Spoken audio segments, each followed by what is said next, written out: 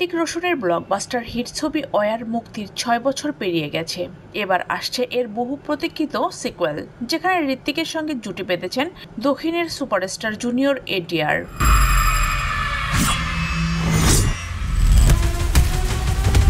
ভারতীয় গণমাধ্যমের এক প্রতিবেদনে বলা হয়, আগামী 14 আগস্ট প্রেক্ষাগৃহে মুক্তি পাবে ওয়ার 2। আর মুক্তির আগেই ছবিটি গড়ে ফেলেছে এক অবিশ্বাস্য রেকর্ড, যা এর আগে কোনো ভারতীয় ছবি করতে পারেনি। 200 কোটি টাকা বাজেটের এই ছবিটি নিয়ে দর্শক ও সমালোচকদের মধ্যে ব্যাপক উন্মাদনা রয়েছে। এর মধ্যে জানা গেছে, ওয়ার 2 বিশ্বব্যাপী মোট 7,500টি স্ক্রিনে মুক্তি পেতে চলেছে।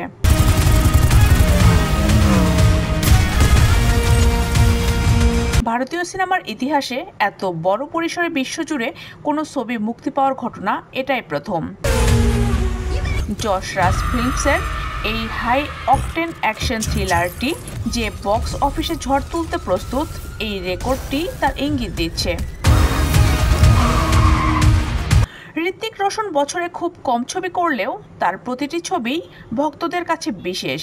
2025 সালেও তিনি ভক্তদের জন্য দারুণ কিছু উপহার দিতে চলেছেন বলে ধারণা করা হচ্ছে। অন্যদিকে ওয়ার 2 এর মাধ্যমে বলিউডে অভিষেক হচ্ছে জুনিয়র এনটিআর এর, যা ছবিকে আরো বেশি আকর্ষণীয় করে তুলেছে।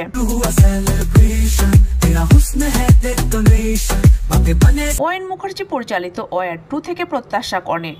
এর আগে অয়ন বহু সুপারহিট ছবি উপহার দিয়েছেন। ওয়ার ছবিটি ভারতে 300 কোটি এবং বিদেশে 175 কোটি টাকা আয় করে মোট 475 কোটি টাকা সংগ্রহ করেছিল।